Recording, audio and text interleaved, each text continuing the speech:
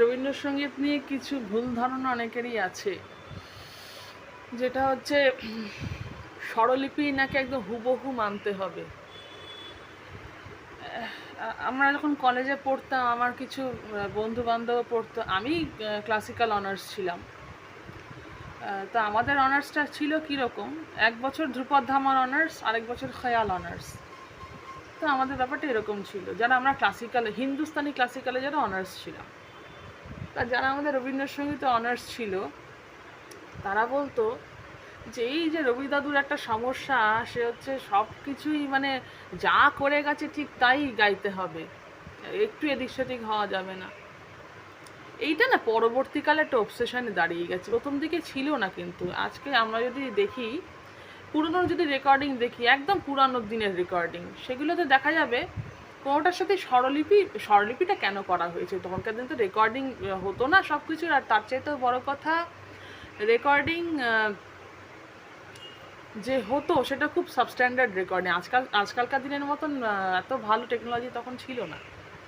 তো তখন রেকর্ডিংয়ের ওপর মানুষ ভরসা করতে পারতো না, তাই এটা স্বরলিপি, আমিও যেমন নিজে সফট কপির ওপর অতটা ভরসা করতে পারি না, তাই হার্ড কপি তৈরি করে রাখি। আমিও নিজে নোটেশন তৈরি করে রাখি অনেক কিছুরই, ক্লাসে যে গান টান শিখি সেগুলো নোটেশন করে রাখি। এটা একটা বাতিক আমার। নোটেশন করাটা ব্রেনের জন্য ভালো, হাতের জন্য ভালো। তো it's a good exercise indeed, কিন্তু সবসময় ইচ্ছাও করে না। তো নোটেশন থাকাটা দরকার, তার জন্যই করা হয়েছিল। এবার আমরা দেখবো রবীন্দ্রনাথের গানে এক একজন এক এক রকম নোটেশন তো করেছেন, এবং নোটেশনের অনেক ভেরিয়েশনস কিন্তু আমরা স্বরবিতানের শেষের দিকে পাই। তো নোটেশন যেটা হুবহু মানতে হবে এমনটা কেউ করেনি, এটা প্র্যাকটিক্যালি ইম্পসিবল। মানে এটা কারোর হয়নি আজ অবধি। আজকে যদি আমরা যে কোনো মানুষের রেকর্ডিং শুনি, যারা রবীন্দ্রসঙ্গীতের অথরিটি হিসেবে গণ্য, সেই সময়কার কথা যদি বলি, দেখা যাবে স্বরলিপির সাথে কোনো মিলই নেই গানের। ইভেন সুচিত্রা মিত্র একবার দেখছিলাম যে একটা ভিডিওতে দেখেছি আমি, তিনিও তো একজন অথরিটি রবীন্দ্রসঙ্গীতের। তো তিনি কিন্তু নিজেই বলছেন গান শেখানোর সময়, তখন সেটা ভিডিও হচ্ছে, শান্তিনিকেতনে উনি শেখাচ্ছেন, খুব সম্ভবত শান্তিনিকেতনেই, কেউ চাইলে ভিডিওটা দেখতেই পারে বের করে। উনি বলছেন, দেখো তোমাদের সবসময় মনে রাখতে হবে, নোটেশনটা কিন্তু একটা কাঠামো, ওটা কিন্তু গান নয়। স্পষ্টতই বলা আছে যে এটা গান নয়, নোটেশন একটা কাঠামো। তো এটা একটা স্ট্রাকচার। তো এইটা নিয়ে এতটা অবসেশন বা অবসেসড হওয়ার কিছু নেই।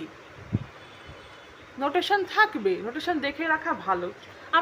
আমি তো বলছি আবারও, যে কোনো রেকর্ডিং শুনুন, আপনারা যে কোনো রেকর্ডিং শুনুন, হুবহু নোটেশন কখনো মিল পাবেন না, কোনোদিন পাওয়া যায়নি। সবচেয়ে বড় কথা, অবসান চিহ্ন যেখানে দেওয়া থাকে, যেমন অন্তরে জাগিছ অন্তরে জামি গানটার ক্ষেত্রে আমি দেখেছি, প্রচুর গানের ক্ষেত্রে, প্রচুর গান, কোন গানটার কথা বলবো এই মুহূর্তে ওটার কথা মনে এলো,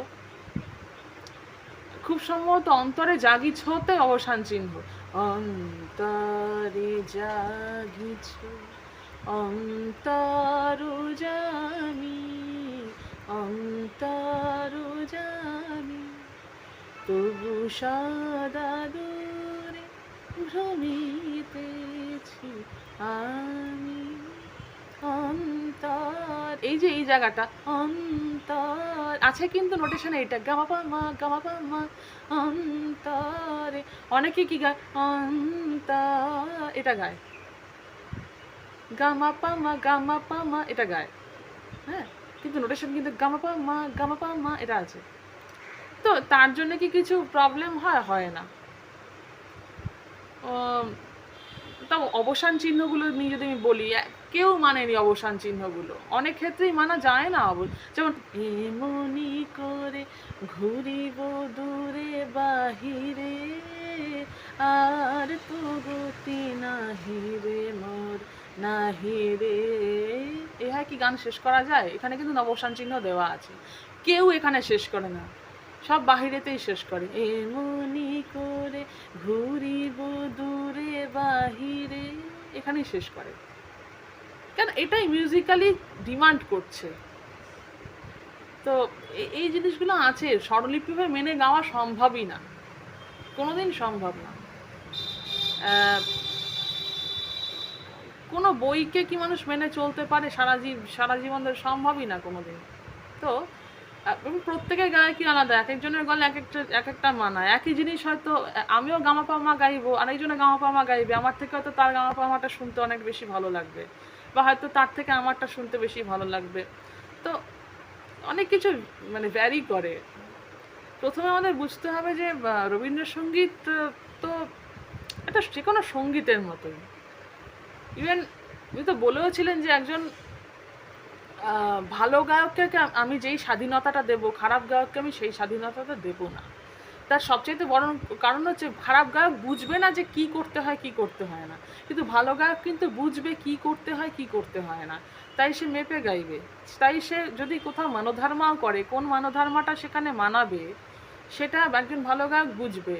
কিন্তু একজন খারাপ গায়ককে যদি স্বাধীনতা দিয়ে দেওয়া হয়, সে উল্টো পাল্টা করবে। যার জন্যই স্বাধীনতাটা সবার জন্য এক নয়। তো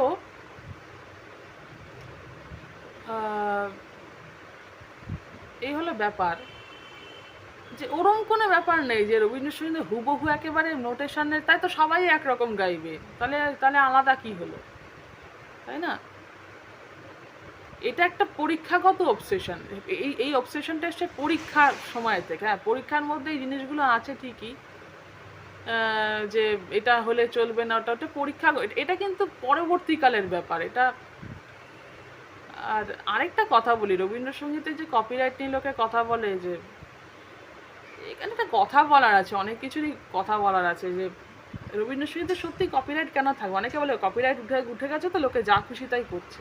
দেখুন, একটা কথা এখানে বলে রাখি, কপিরাইট উঠে যাওয়ারই কথা ছিল, কারণ রবীন্দ্রসঙ্গীতের কোনো কপিরাইট হতে পারে না।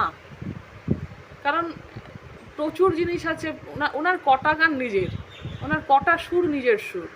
আজকে উনি প্রচুর দীক্ষিতারের গান বাংলায় কোনোভাবে করেছেন, প্রচুর ত্যাগানাজার গান বাংলায় কোনোভাবে করেছেন, প্রচুর ইংরেজি গান বাংলায় কোনোভাবে করেছেন, প্রচুর রামপ্রসাদী গান উনি বাংলায় মানে আরেকভাবে প্যারালালি করেছেন। তো অন্যের সুরে তো আমি কপিরাইট বসাতে পারি না। যেই সুরগুলো রবীন্দ্রনাথের নিজস্ব সুর নয়, তাতে উনি কপিরাইট কিভাবে বসান?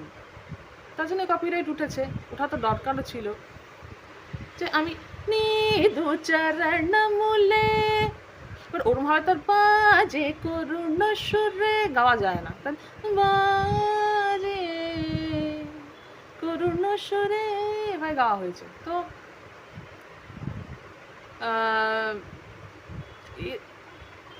কিন্তু বেসিকলি জিনিসটা কোত্থেকে আসছে? আছে লাবণ্যে পূর্ণপ্রাণ তৈরি হতো না যদি লাবণ্য রামা থাকতো।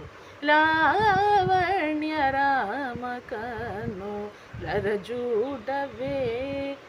তো গানটাতে ইভেন লেখা আছে পূর্ণ সরোজ, কিন্তু রাগটা কিন্তু এক্সিস্ট করে না। লাবণ্যে পূর্ণপ্রাণও যে গানটা, তাতে কিন্তু রাগটা এক্সিস্ট করে না। পূর্ণা ষড়জম ডাজন্ট এক্সিস্ট ইন লাবণ্যে পূর্ণপ্রাণ, কারণ রাগাঙ্গটা পুরো ভেঙে গেছে, রাগটা নেই, তবুও ওখানে লেখা পূর্ণ সরোজ। আসল গানটা পূর্ণা ষড়জমে ঠিকই, কিন্তু লাবণ্যে পূর্ণপ্রাণ পূর্ণা ষড়জমে নয়। ওটা অনেক কিছু মিক্স হয়ে গেছে, ওটা হয়ে গেছে একটা না পিলু না কি, মানে একটা নিজস্ব সুর হয়ে গেছে ওটা। তবুও তাতে কপিরাইট বসানো যায় না, কারণ ওটার তো একটা ইন্সপিরেশন, যেটা within course inspiration, rather call it copy. হ্যাঁ, তো সেটা তো আছে। এরকম প্রচুর গান আছে, আমি কটা গানের নাম বলবো। ওনার যদি 100টা গান দেখি, তার মধ্যে হয়তো 50টার বেশি গানই ওনার সুর নয়। তো সে আছে হৃদয় নন্দনবনেতে কী করে কপিরাইট থাকতে পারে? হ্যাঁ, কিছু কিছু গানে তাহলে ওনার কপিরাইট রাখা উচিত ছিল, যেগুলো ওনার মৌলিক সুর, 100% মৌলিক সুর, সেগুলো তো না কপিরাইট, যদি কপিরাইট রাখতেই হয়। আচ্ছা, দীক্ষিতারের গানে কি কোনো কপিরাইট আছে? আজকে নিধু চরণ মূলে, তাতে কি কোনো কপিরাইট আছে? বা লাবণ্য রাম, তো এটার মধ্যে কি কোনো কপিরাইট আছে? নেই তো। তাহলে ওনার গানে কেন কপিরাইট থাকতে হবে? তো উনি অন্যের গান নিয়ে কেন কপিরাইট তৈরি করবেন? তাই না? অন্যের গানটা অন্যের, আমি নিলাম অন্যের থেকে, সুরটা নিলাম অন্যের থেকে, কিন্তু আমি এটা কপিরাইট চাপিয়ে দিলাম। এটা হয় কীভাবে? তার জন্যই কপিরাইট উঠেছে, ওঠার দরকার ছিল। উনি যদি অন্যের গান নিয়ে এক্সপেরিমেন্ট করতে পারেন, তো ওনার গান নিয়েও লোকে এক্সপেরিমেন্ট করতে পারে। আজকে রবীন্দ্রনাথ হতেন না যদি দীক্ষিতার না থাকতো, আজকে রবীন্দ্রনাথ হতেন না যদি ত্যাগরাজা না থাকতো, আজকে যদু ভট্ট না থাকলে রবীন্দ্রনাথ হতেন না। তো উনি সবাইকে নিয়ে হয়েছেন, উনি কিন্তু একা কেউ না, উনি অনেককে নিয়ে, উনি একজন মাধ্যম। তো আমি যদি অনেকের থেকে ইন্সপায়ার একটা কিছু করি, সেটার তো কোনো কপিরাইট থাকতে পারে না, সেটা অনেকের মতোই একটা মিশে থাকার কিছু। মানে রবীন্দ্রসঙ্গীত অন্য কিছু সঙ্গীত, যেমন নজরুল গীতির কোনো কপিরাইট নেই, হ্যাঁ, it is always treated as a bandish, যে বন্দিশের যেমন কোনো কপিরাইট হয় না, যে কোনো নজরুল গীতি একটা বন্দিশের মতো। আমি সবাইকে বলি, অনেকে আমাকে জিজ্ঞেস করে, আছে নজরুল গীতি ব্যাপারটা বুঝি না, কোনটা ঠিক কোনটা ভুল। ইউ নিড নট নো যে কোনটা ঠিক কোনটা ভুল, কারণ নজরুল নিজেও পারেনি সেটা করে যেতে, বিকজ উনি অসুস্থ হয়ে পড়েছিলেন। তো নজরুল গীতিকে কিন্তু বন্দিশ হিসেবে ট্রিট করা হয়। বন্দিশ যেমন যে যার মতন করে গায়, ঠিক সেরকমভাবেই নজরুল গীতিও সেভাবে যে যার মতো করে গায়। হ্যাঁ, রবীন্দ্রনাথ তো কাঠামো তৈরি করে দিয়ে গেছেন, তো কাঠামো যখন আছে যখন সেটা এক্সিস্ট করে, তো সেটা নিয়ে তো অবসেশনের তো কিছু নেই, ওইটা এক্সিস্ট করে, হ্যাঁ ওটা আছে, স্বরলিপি তো ওরম আছে, কিন্তু আমরা এরকম গাই। এরকম প্রচুর কেস আছে, আমরা দেখেছি। কটা কেস দেখাবো যে আমি অনেকে গাইতে শুনেছি, যেমন রেজওয়ানা চৌধুরী বন্যার একটা রেকর্ডিং শুনছিলাম, ফর্মাল রেকর্ডিং না, ঘরের রেকর্ডিং। তুমি গাইছে, নাথ তুমি এসো ধীরে, সুখ দুঃখ হাসি নয়ন নীরে, এটা গাইছেন, কিন্তু আছে সুখ দুঃখ হাসি নয়ন নীরে। এবার আসি একটা কথায়, এই গানটা তো রবীন্দ্রনাথের গান নয়, এই গানটা রবীন্দ্রনাথের বাংলা কথা বসানো একটা বন্দিশ। মার গই নैन तीर तन मन नहीं धरत धीर, তাহলে সেখানে কোমলনি আছে আসল বন্দিশ। এবার কথা হচ্ছে যে একটা বন্দিশ যেটা অন্য কারো তৈরি, তার আমি সুর নিয়ে বাংলা কথা বসিয়ে দিলাম, সেটা তার সুরের কপিরাইট কি আমার হয়ে যায়? হয় না। আমিও করেছি। আমি সময় মিদের আর থেকে সময় বুঝি বয়ে যায় করেছি। আমি কিন্তু আজও বলি যে সুরটা পত্নম সুব্রমণী আইয়ারের সুর, কথাটা আমার বসানো, বাংলা কথাটা আমার বসানো। তো সেই জেনুইননেসটা থাকা উচিত। আমি অন্যের গানকে কপিরাইট দিয়ে বলতে পারি না, না এই তো আমার কপিরাইট, যেমন আছে আমি যেমন করে দিয়েছি সেরকম গাইতে হবে, এটা অন্যায়। হ্যাঁ, তার বেশিও কিছু না, তার কমও কিছু, এটা অন্যায়।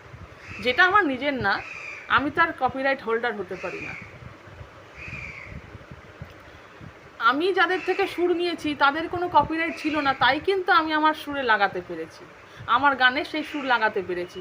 আর যদি ত্যাগরাজার গানের কপিরাইট থাকতো, তাহলে কিন্তু রবীন্দ্রনাথ তার সুর তার গানে লাগাতে পারতেন না। আর যদি দীক্ষিতারের গানের কপিরাইট থাকতো, তাহলে কিন্তু রবীন্দ্রনাথ তার গানে দীক্ষিতারের সুর লাগাতে পারতেন না। তো অন্যের সুর আমি নেব, তো ইভেন তার কিছু ইয়েও আমি না, মধুমাধা মোদিতা রাখবো, রাখতেই পারি, সেটা রাখা ভালো, কিন্তু আমি বলতে পারি না যে এটা আমার entirely, this is my creation and এটা একটা কপিরাইট থাকতে হয়, এটা অন্যায়। যাই হোক, আমার এটুকুই বলার ছিল যে এই অবসেশনটা যেন কারো মাথায় না থাকে যে রবীন্দ্রসঙ্গীত মানে হচ্ছে তাকে হুবহু নোটেশন একেবারে মেনে চলতে হবে, এরকম কোনো ব্যাপার থাকতে পারে না, আইনত থাকতে পারে না। হ্যাঁ, কারণ যেটা তার 70% গানই হয়তো নিজের নয়, 70% সুর নিজের নয়, কাজে ওইটা নিয়ে তো ভাববার কিছু নেই। হ্যাঁ, যেটুকু না করলে মানায় না, যেটুকু না করলে নয়, সেটুকু মানতেই হবে। সেটা গানের সৌন্দর্যের জন্য, এস্থেটিক্সের জন্য মানতে হবে। আর যা খুশি তাই করে দিলাম, সেটা ভালো লাগে। ওই জন্য তো বলেছে একটা কথা না, যে ভালো গায়ককে আমি যেই স্বাধীনতা দেবো, খারাপ গায়ককে আমি সেই স্বাধীনতা দেবো না। এই হলো ব্যাপার, যে ভালো গায়ক সে বুঝবে, হ্যাঁ, যে কতটা কি করা যায়, কতটা কম করা যায়। যে খারাপ গায়ক সে সব পুরোটাই ছড়িয়ে লাট করবে, যার জন্য এত রেস্ট্রিকশন। মাঝখানে কিন্তু কিছু নেই। কেউ যদি ভালো হয়, যে কার যদি পরিমিতি বোধ থাকে, কতটা নুন দিতে হবে, কতটা মশলা দিতে হবে, সে সেভাবে করবে। হ্যাঁ, নইলে তো কাঠামোই ঠিক আছে, তাতে শিল্প হবে না, তাতে সবাই একরকম গাইবে, এটা তো হয় না। কেউ গায়নি তো একরকম আজ অবধি, কোনো রিসার্চ, কোনো রেকর্ডিংয়ে কেউ নোটেশন হুবহু পাবে না। আজকে অমুকের গান শুনলে দেখায় সবাই বড় শিল্পী, সবাই ভালো গায়, কারোর গানের সাথে কারোর গানের কোনো মিল নেই। কেন নেই? কারোর অবসানের সাথে কারোর অবসানের কোনো মিল নেই। যে যেখানে খুশি শেষ করছে, যে যেখানে খুশি, এখানে গমক ওখানে গমক, অসুবিধা নেই। তো যাই হোক, অনেকে বলে এই কথাগুলো, তাই আমি বললাম যে এটা নিয়ে অত অবসেশনের কিছু নেই। হ্যাঁ, পরীক্ষা টরীক্ষার সময় একটু দরকার পড়ে, এই আর কি, এর বেশি কিছু না।